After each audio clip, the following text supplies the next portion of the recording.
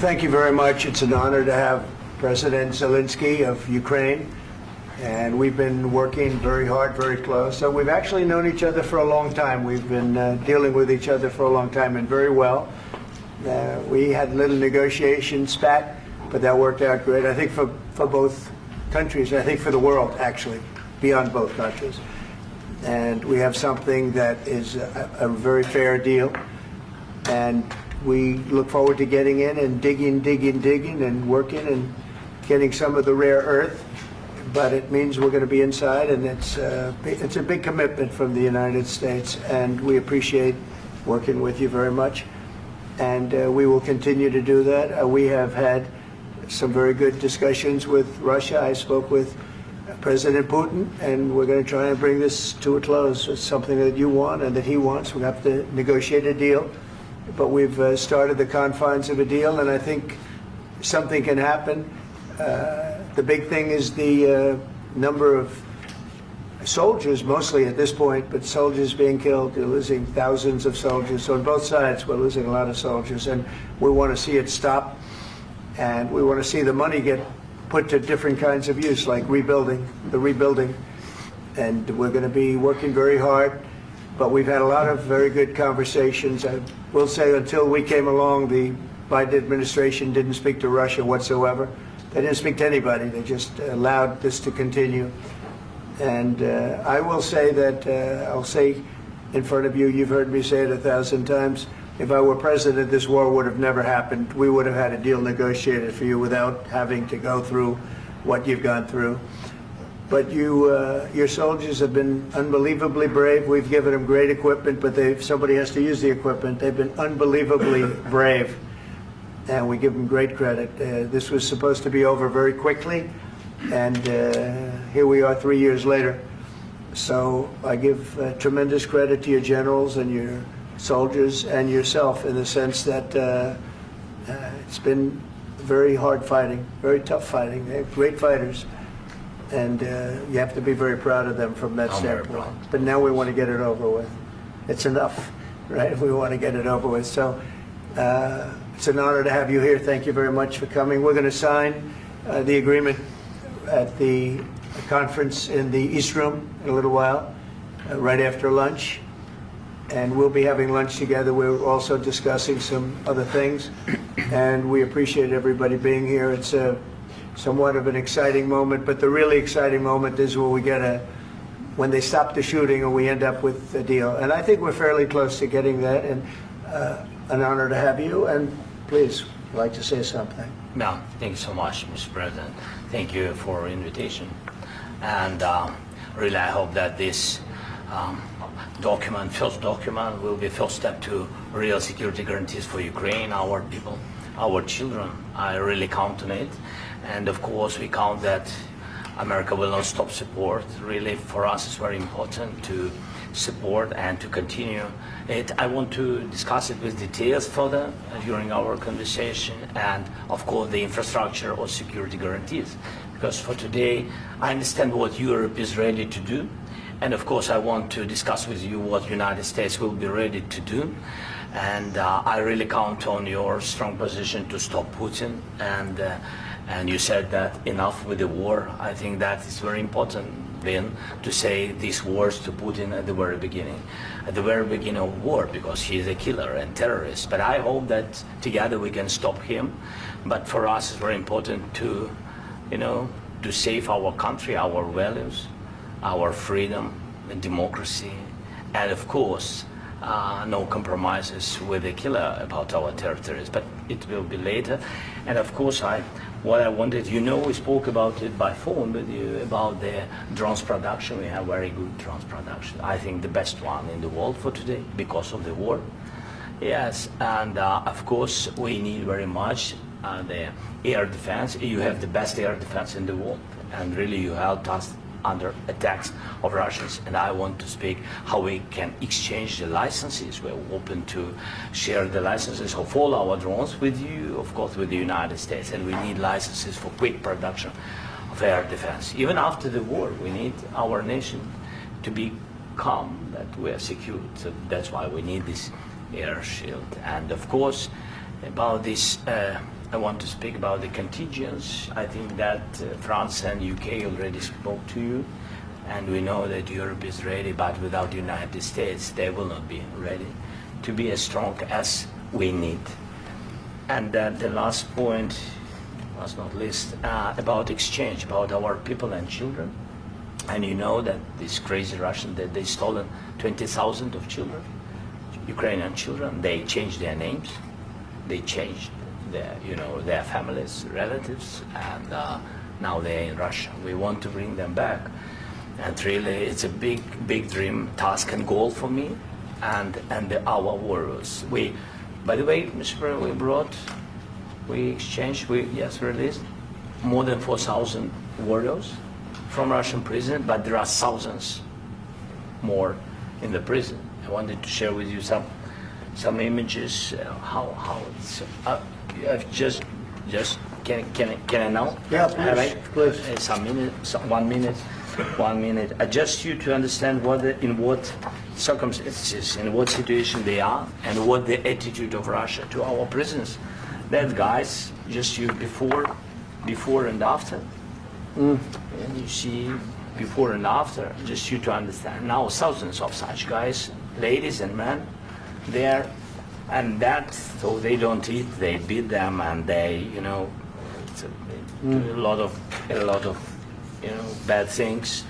So out of, even during the war, there are rules. Everybody knows there are rules during the war. So these guys, they don't have any rules. You see that, 50, 60 kilograms left, and a lot of such things. And I didn't want to show you what the changes with images of children, because I will just share with you. And I mean, it's looking tragic. Yep, that's tough stuff. Yeah, I wanted very much to give you, and you see it. Yeah. This is pastor, by the way. They stolen pastors because it's not Russian church. They stolen pastors and moved pastors to the prison. At the end of last year, we brought 3 pastors, and we could exchange them. And this is pastor, you see. Yeah, that's tough. Yeah, so I mean, this I wanted to show you, and this. So thank you very much. We want to get that ended, right? Yeah, of course. We And want. I think we will. And We have to, of course. do you have any questions, please? Yes, thank you, Mr. President. With how much money is the U.S. going to put into the fund that is being created today, and how does this provide long-term security for Ukraine? Well, we don't know exactly how much, because we're going to be putting some money in a fund that we're going to get from the raw earth that we're going to be taking and sharing in terms of revenue. So it's going to be a lot of money will be made from the sale and from the use of raw earth. And as you know, our country doesn't have much raw earth. We have a lot of oil and gas, but we don't have a lot of the raw earth. And what we do have is protected by the environmentalists, but that can be unprotected, but still it's not very much. They have among the best in the world in terms of raw earth. So we're going to be using that, using it for all of the things we do, including AI and including weapons and the military, and it's really going to very much satisfy our needs. So it's something that just worked out really well. We have a lot of oil, and we have a lot of gas, but we don't have raw earth.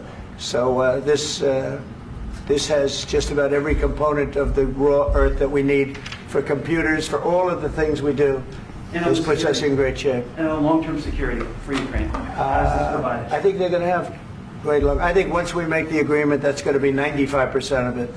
They're not going to go back to fighting. I've spoken with President Putin, and I feel very strong. I've known him for a long time, and I feel very strongly that they're very serious about it. And we'll make a deal. And when the deal is made, I don't think we talk about security. Everyone's talking about the other day. All they talked about was security. I said, let me make the deal first. I have to make the deal first. I don't worry about security right now.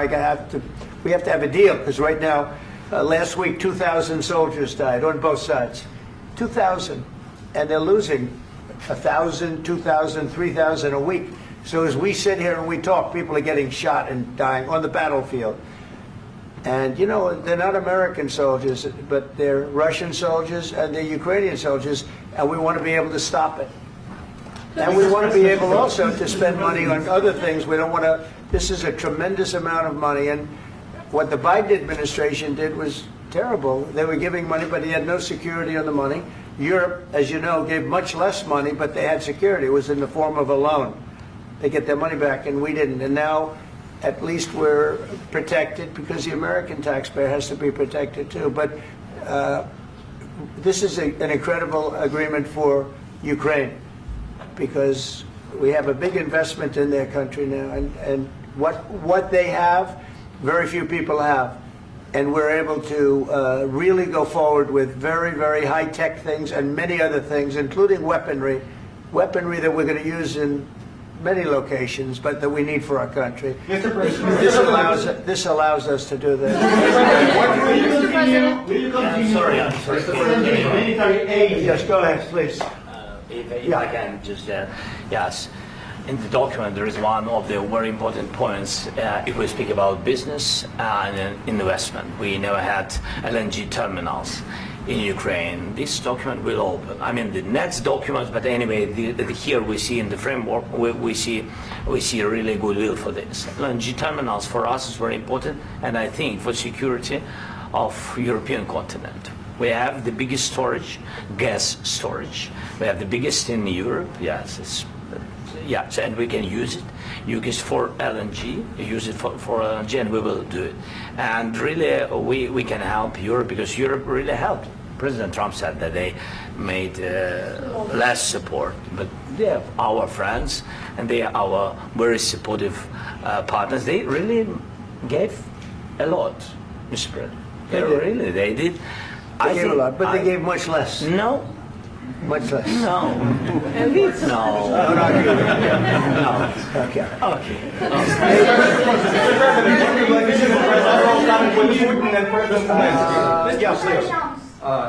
Mr. President Trump, you have repeatedly called the deal with Ukraine as a historical one. And as a President of the United States, you make historical decisions in other issues which affect America and other world. So what place in the world history do you want to take? And do you associate yourself with any famous historical figures? Yeah, I'd say George Washington, Abraham Lincoln. I would say I'm far superior to George Washington and Abraham Lincoln. Now, you know I'm only kidding, right? Because when I say that, the fake news is going to go wild. They're going to say he considers himself to be better than Washington. But you never know. You never know. I don't compare myself to anybody. I'm here to do a job. We've had a great 35 days or whatever it might be, a month, a little more than a month. We've accomplished tremendous amounts. Not only this would be a very great achievement if we could get the war stopped and get them back to normalization. I think that's going to happen. We've had very good talks on both sides, as you know. But I think we've done a very good job, just generally. If you look at all of the things we've done in 30 days, they're saying there's never been a opening for a president. The first month, there's never been a first month like we've had. And this is one of the very important things. This, to me, is one of the most important things because we have tremendous death taking place as we speak, and I don't want to have that. You know, think of the parents, whether they're in Russia or Ukraine, think of the parents of all these people being killed needlessly. They came to our territory. Should have never started. This would have, if I were president, this would have never started. Mr. President, where has your commitment? Mr. President, will you continue sending military aid to Ukraine after the U.S. signs this agreement with Ukraine? Yeah, we're going to be continuing. To President Zelensky, do you feel like the U.S. is on your side? That President Trump is on your side at this moment? Right.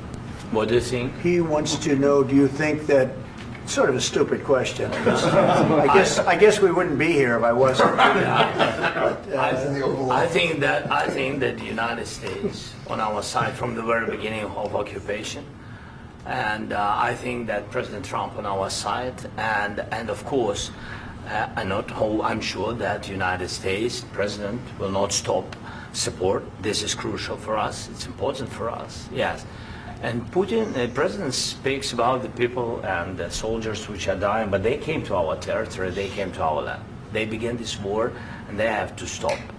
And I think this is the question, with really the most important question. Can President Trump, I hope yes, with some other allies, to stop Putin, withdraw these enemies, our enemy, withdraw these troops from our land? And I think that you asked about the history, I think that if President, or when, he will stop Putin, if President Trump will bring peace to our country, I think he will be on this wall. We've had very, very good talks. What about military aid to Ukraine? President Zelensky just said that there will be no compromises with Vladimir Putin. I just wanted to ask both of you, firstly, are there compromises that you think that President Zelensky is going to have to make? And President Zelensky, is there anything that you might be thinking that you may be able to offer or bring to the table, for example, elections? Thank you. I think you're going to have to always make compromises. You can't do any deals without compromises. So certainly he's going to have to make some compromises, but hopefully they won't be as big as some people think you're going to have to make. That's all. That's all we can do. I'm here as an arbitrator, as a mediator to a certain extent between two parties that have been very hostile. To put it mildly, they've been very hostile. There's been a vicious war. There's been a vicious war. You know, it's a very level battlefield, and those bullets go out, and as I've said many times, we were talking about it with Pete, many times the only thing stopping those bullets is a human body. And in the case we're talking about, generally young human bodies are stopping a lot of bullets. It's dead level. That's why it's great farmland. It's great land. It's great farmland, but there's very little protection against the bullets that are being, and other things that are being shot. So all I can do is see if I can get everybody at the table and get an agreement. And I think we're going to end up with an agreement. Otherwise, I wouldn't probably be even here today.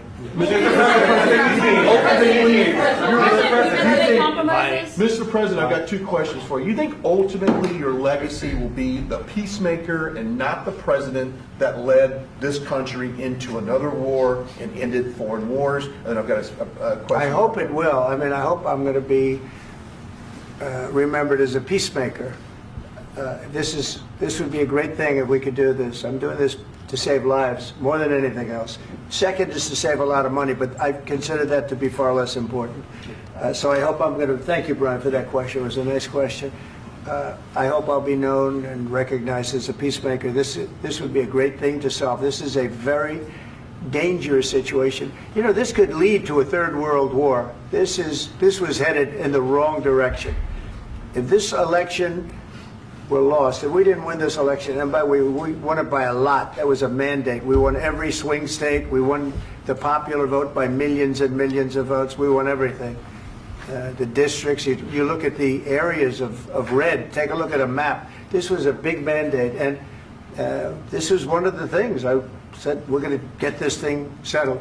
If we didn't win, I think this could have very well ended up in a third world war, and that would not have been a good situation. What was your second question? And my second question for President Zelensky.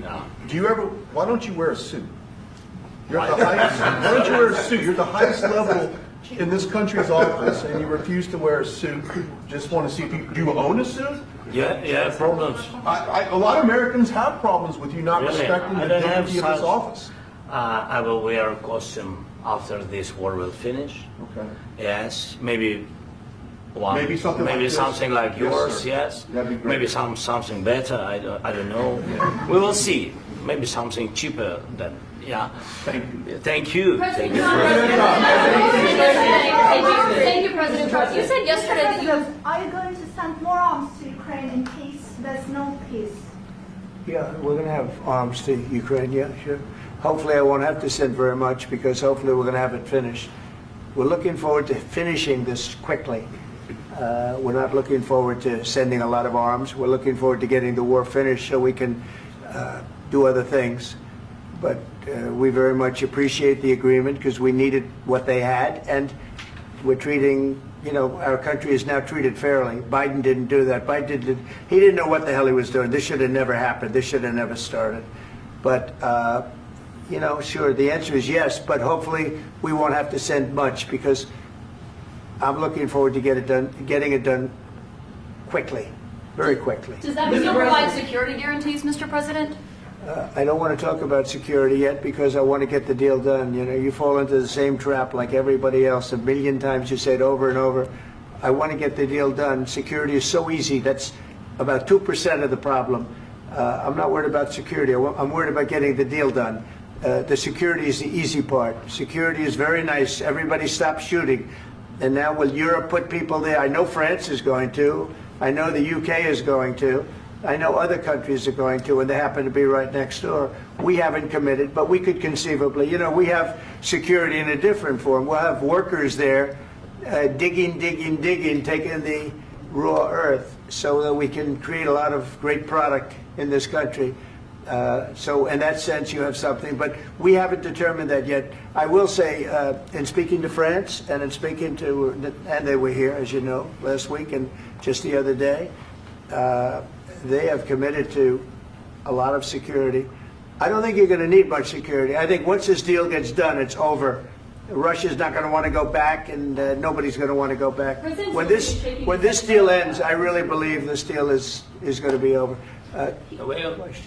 Yeah, please go ahead. Go ahead. Thank you, Mr. President, thank you. You had President Macron and Keir Starmer at the White House this past week, both of whom praised your courage and conviction to lead the pathway towards peace. Yes. Part of that involved, though, re-engaging Russia in diplomatic relations, something that previous leaders lacked the conviction to do so. What gave you the moral courage and conviction to step forward and lead that? Well, I love this guy.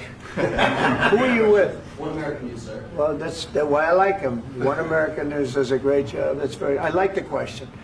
I think it's a very good question. It's a pathway to peace.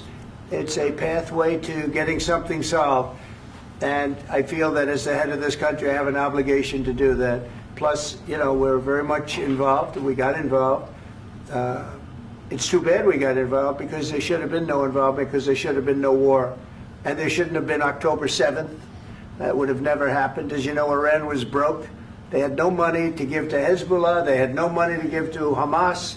They were stone cold broke. And then under Biden, they became rich as hell. They went from no money to $300 billion in a period of 4 years. And they gave a lot of that money away, and you see what happened. And that's a real mess also that we hope to be able to solve. But no, I appreciate your question very much. I feel I have an obligation to try and do something to stop the death. If I can answer. Yes, if I can answer, Please, sorry. go ahead. Please. And I do like your clothing, by the way. Yeah, really? Even though I think he's a great guy, by the way. But I don't know if you two like each other. But you know what? I think he's dressed. I like this guy. I don't know. I think him. he's dressed beautiful. So I have more serious things than answer on such questions. Sure, I will answer on more serious good questions statement. if I can. That's good. Yeah. So please, about security guarantees and about just ceasefire. We can't just speak about ceasefire and speak and speak. It will not work. Just ceasefire will never work, because I'm like a president. I have this experience, and not only me. Ukraine before my presidency, from the 2014, Putin broken 25 times. 25 times he broken his own signature. 25 times he broken ceasefire. But he never broke to me. He never broke to me. No, you were the president. You were the president during. He never broke to me. In 2016, you've been the president, Mr. President. You've been the president, but he had, of course, not with you, but he had during those periods. He had conversations with our side, and we had Normandy format. You know, the France, Germany, Ukraine, and Russia, and he broken 25 times. That's why we will never accept just ceasefire. It will not work without security guarantees. Security guarantees, maybe President is right about this document and other, but this document is not enough. Strong army is enough, because his soldiers afraid, Putin's soldiers afraid of our soldiers when we're strong enough. If we are not strong enough, if we are empty, if our storage is empty, we can't defend our land. Today, you know, he knows that we have, all the world knows that we have meeting, yes? Why he's using ballistic? Putin today using ballistic on our hospitals, schools, and etc. Ballistic. So he knows that we are here and that President Trump is really have goodwill to stop this war. And you hear now the president. So why he's using? So he doesn't want to stop. He doesn't want. But I hope that we will do it. Really, we'll do it. Security. When we speak about security guarantees, when the Europeans are ready for contingents, they need USA backstop.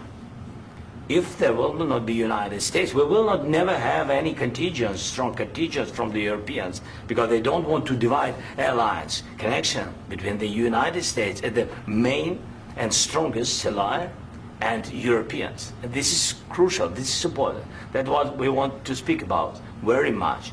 This is very important. And air defense. So air defense, really, we have big deficit with all these systems, and we need to provide this. We need it very much. Otherwise, Putin will never stop, and will go further and further. He doesn't want. He hates us. You know, it's not about me. He hates Ukrainians. He thinks that we are not a nation. He thinks, and he shared these thoughts. I think maybe with your team also. I don't know, but with all the Europeans, in media, officially and not, he always said that there is no such country, such nation, such language, and such life like Ukrainian. No, he really doesn't respect all the Ukrainians, and he wants to destroy us. And you are right, Mr. President. That's 2%. This document, maybe other documents, it's a very good start, very good, but it will not enough to stop this person. Should Russia pay to rebuild Ukraine? Mr. President, after Should Russia pay to rebuild Ukraine? They have to pay. This question. This is the rule. This is the rule of the war. This is the rule of the war. During all the centuries, all the history, this is the rule of the war. Who began, those pay. This is the rule. Putin began this war. He has to pay all money for innovation. He has to pay. Of course, some Russian assets, what we have in Europe, about 300 billion, we can use them. We can use for innovation and buy military support from the United States also. We can do it, but it's not enough. It's not enough. Under these circumstances, do you envision a trilateral summit with Putin and President Zelensky? Wait 1 second. I asked this question that you didn't like because I wanted to know if you want to position yourself in the middle between Russia and Yes. Ukraine, or on the Ukraine side. No, I'm in the middle. I want to solve this thing. I'm for both. I want to get it solved.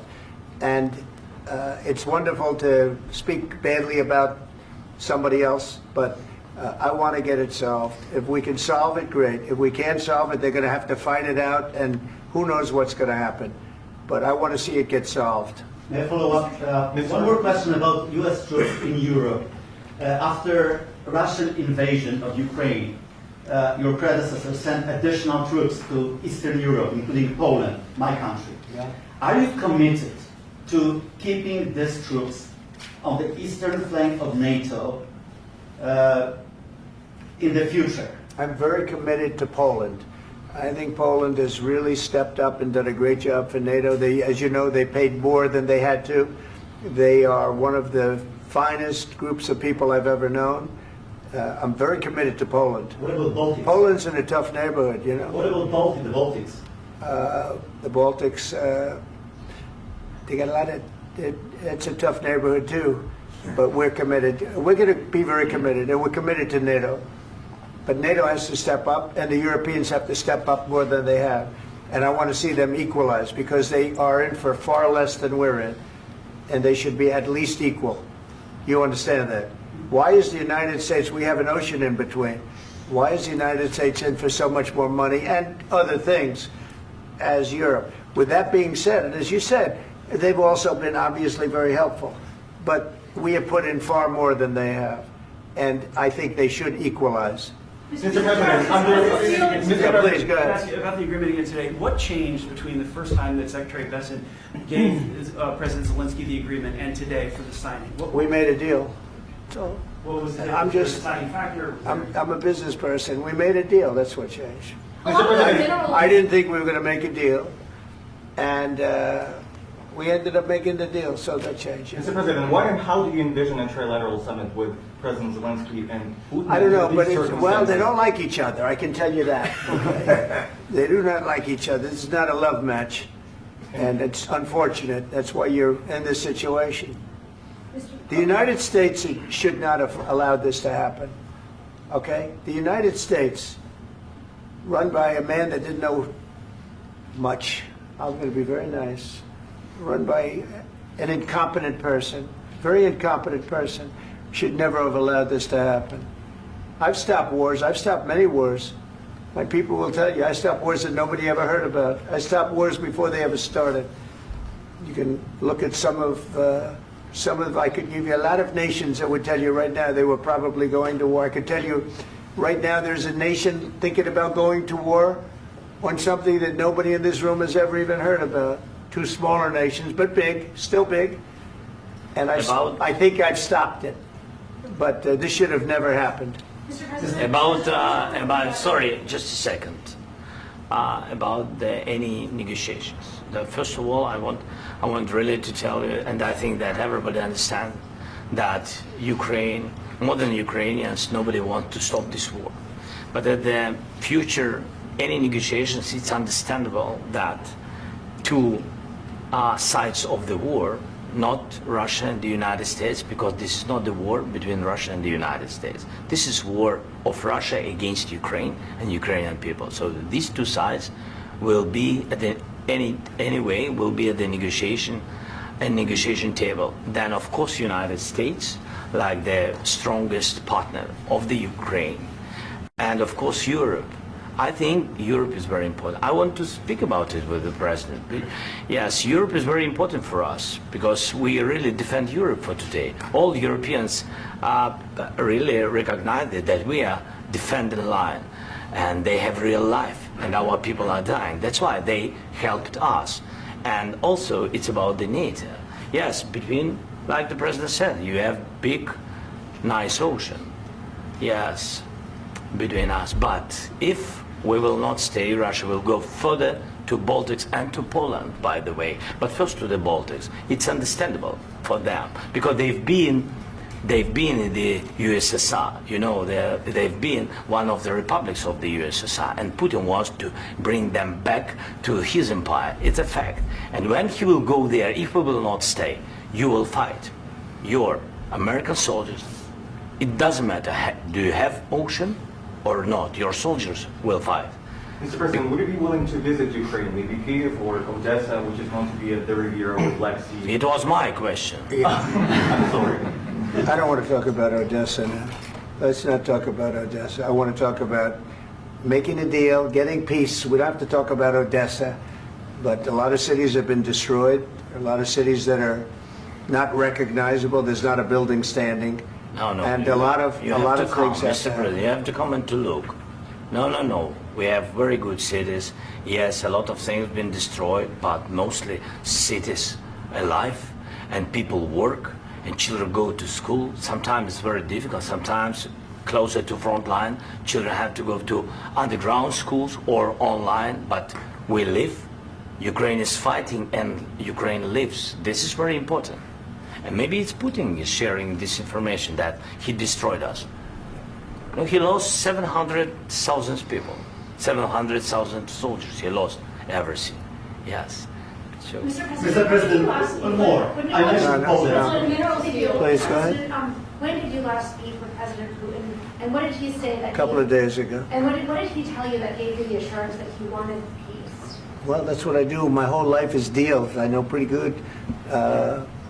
And I've known him for a long time. I've dealt with him for a long time. He had to suffer through the Russia hoax. You know, Russia was a hoax. It was all Biden. It was nothing to do with him. So he had to suffer through that, and he was able to do that. I think that he wants to make a deal, and he'd like to see it end. That's all I do. That's what I do. My whole life, that's what I do is make deals. And I'm in the middle of a mess because this is a real mess. It's a very dangerous one. If this doesn't get solved now, it's not going to get solved for a long time. So I hope we're going to get it solved. In the back, please. Thank you, Mr. President. Prime Minister Starmer claims repeatedly that his government believes in free speech and was not engaged in censorship. But his country's government arrests people for memes and thought crimes, and even more worrisome is pressuring American companies to censor Americans on its behalf. How can he be a reliable, trustworthy partner when he says things that are demonstrably false on such an important topic? Well, we actually spoke to him about that yesterday, and we thought they took it very, very much too far. JD was very strong on it. So was I. So was Marco. And we've been speaking to him about it. Marco, would you like to say something about that? We have concerns, obviously, with the conduct of those, particularly as it impacts Americans. And there's real concern that American speech, which is online, could fall into the hands of British or any country's jurisdiction. And so this is a point the Vice President made at Munich, and I think it's a very compelling one, that what unites us with Europe, as much as anything else, is these shared values, and one of them being free speech.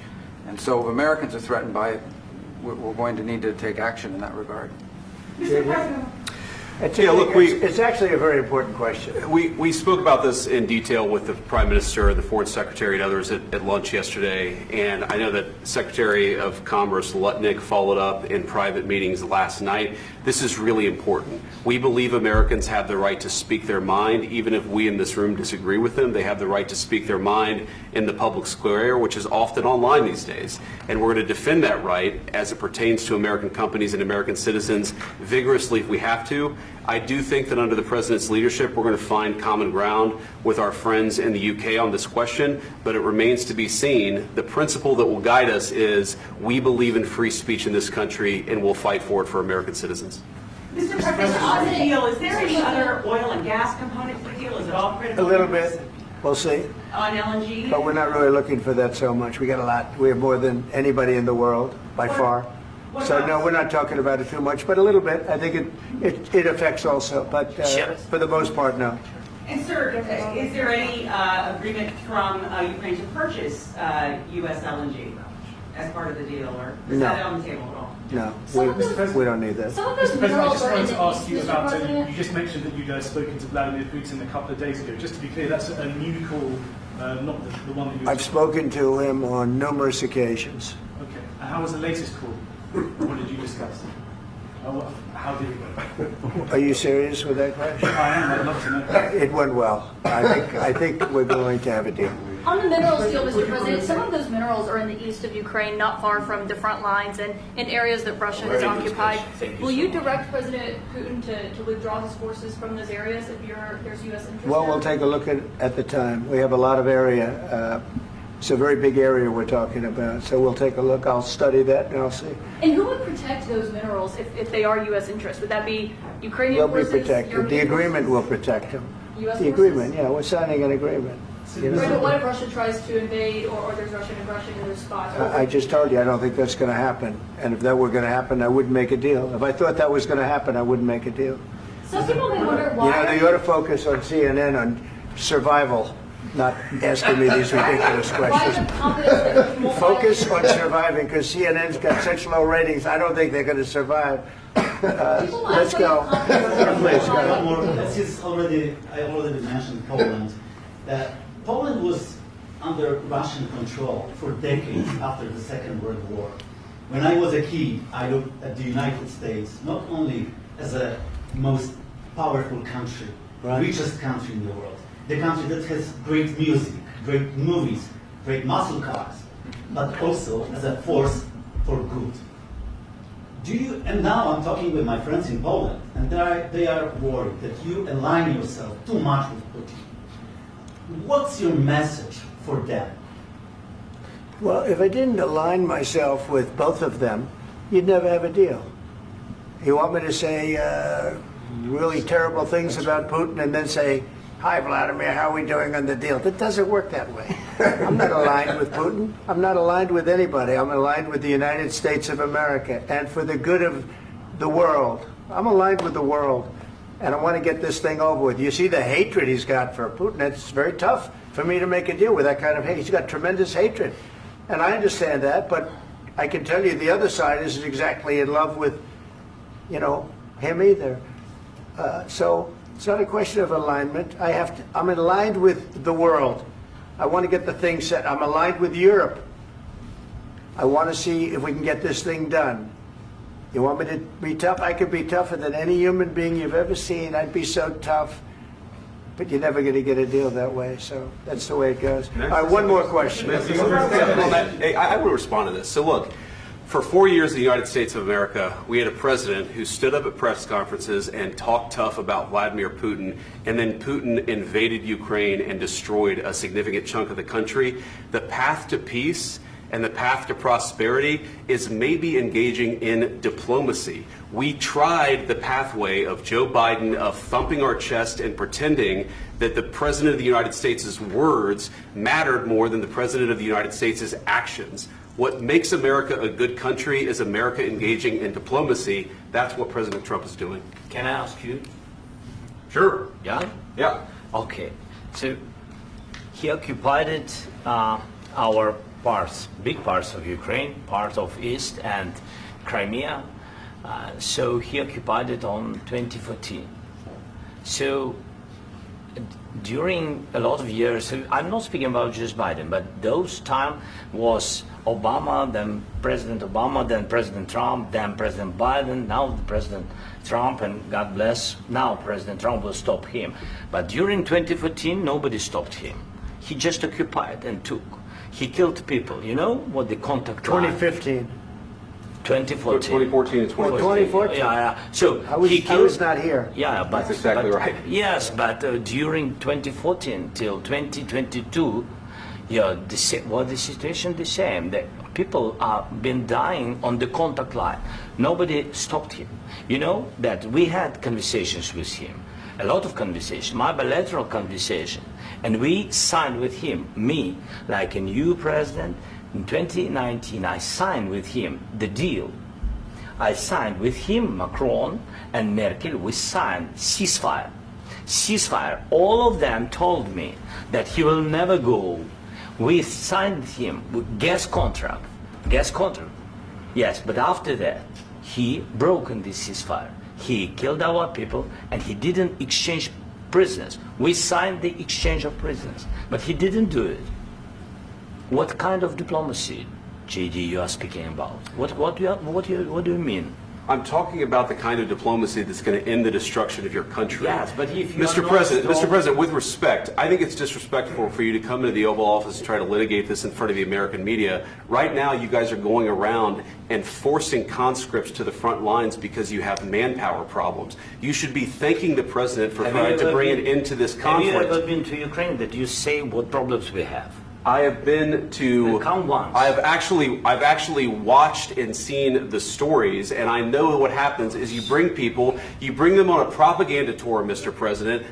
Do you disagree that you've had problems bringing people into your military? And do you think that it's respectful to come to the Oval Office of the United States of America and attack the administration that is trying to prevent the destruction of your country? A lot of questions. Let's start from the beginning. Sure. First of all, during the war, everybody has problems. Even you, but you have nice ocean and don't feel now, but you will feel it in the future. God bless. You don't know that. God bless. You God bless. You will not have a war. Don't tell us what we're going to feel.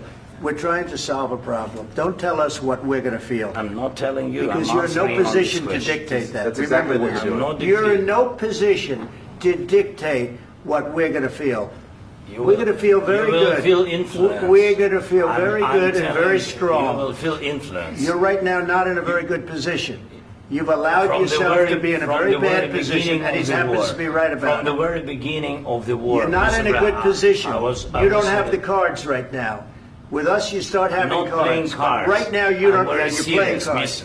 You're playing cards. You're gambling with the lives of millions of people. You're gambling with World War III.